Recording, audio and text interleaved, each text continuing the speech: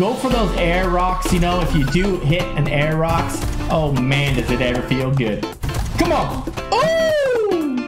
Hey, what's up everybody? It's HEARTTHROBGG with another video here.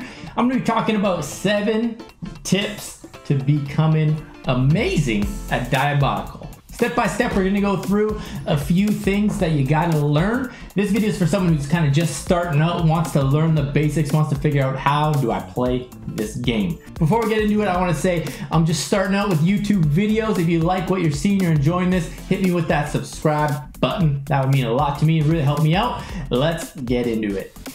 All right, let's get into it. We're back on the practice map. But hey, step 1, before you even get in the game, get yourself out of the game. Head up to the settings menu. There's a few things you're gonna wanna tweak or set up for yourself before you're even in the game. First thing in settings that you wanna look at, your sensitivity. You're gonna have to find what feels right for you. The more that you mess around with your sensitivity, the more you're gonna have to be tweaking things and it's not gonna feel right. If you leave it the same, play, your hand, you'll naturally get used to it and you'll just start hitting those shots that you didn't think you'd be able to hit. It's recommended to have a medium sensitivity, not too low, but also not too fast. High sensitivities are kind of favored. You think it makes sense to just whip around, be able to turn around faster, but it makes it a little bit harder to hit those precise shots. When you're setting up with your pincer, you want a bit of a lower sensitivity, so a lot of people like to zoom for that. I recommend a medium sensitivity. Some games really prefer a low sensitivity if you got a lot of distance fights, but you do end up in a lot of close range fights in this game, so you don't want too slow of a sensitivity. The second thing you're gonna do, you wanna switch up your crosshair. I like the perfect dot. I just wanna put the dot on the guy. That's how I do it. There's tons of different crosshairs. Pick whichever one you like the most. And then you wanna head over to controls. You got your basic movement controls.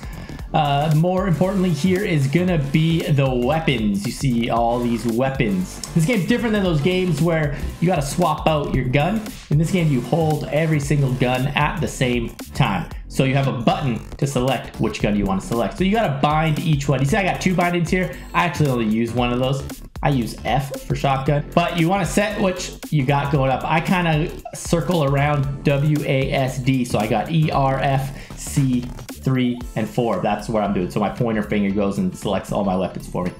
Step 2 is you're gonna want to learn how to move. You probably have seen this game and you've seen people jumping and bouncing around and flying.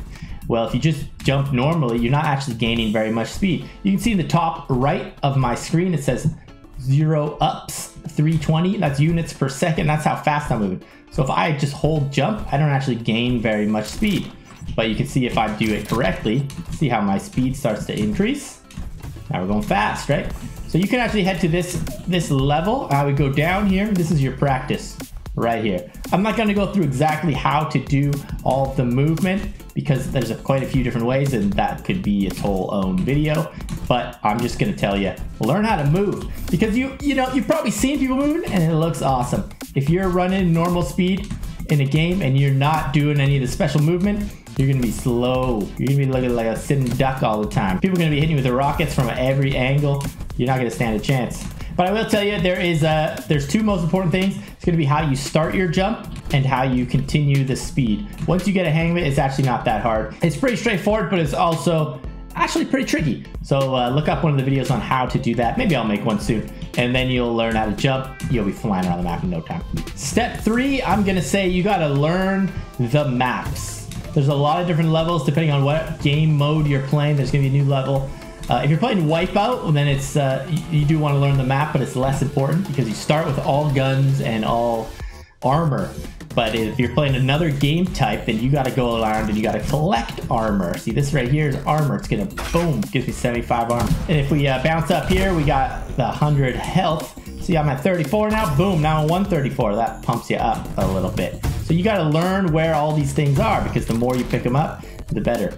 Also, in some game modes, you're not going to spawn with a gun, so you got to learn where the guns are so that when you spawn, you know where to go. You've probably played a game before where you did not know the map, and it's a rough one. It's rough. When you first start a game and you don't know maps, I would actually recommend just start a game by yourself, do a custom game, solo, and just run around the map for a while and try to learn it. And then play a couple rounds of it, and as you play it under pressure, you'll start to learn where it is. It'll become familiar as you see certain parts of the map, and then you'll start to know. Remember where you are. You start to know, this is where I want to go. This is where the best weapons are. This is where the armor's at. Are you with me all right? You're going to set up your game. You're going to sensitivity. You're going to learn how to move. You're going to learn the maps. And the next thing you're going to want to do, learn how to use the rocket launcher. I mean, you're probably interested in this game because you've seen some guys just lighting somebody up with the rocket launcher.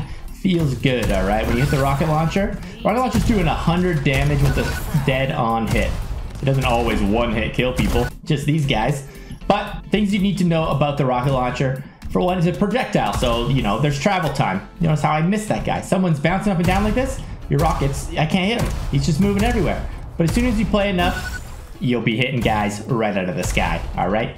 The more that you shoot this gun, you're gonna start to be able to feel how fast these rockets fly. You're gonna notice that if he's moving, the rocket misses.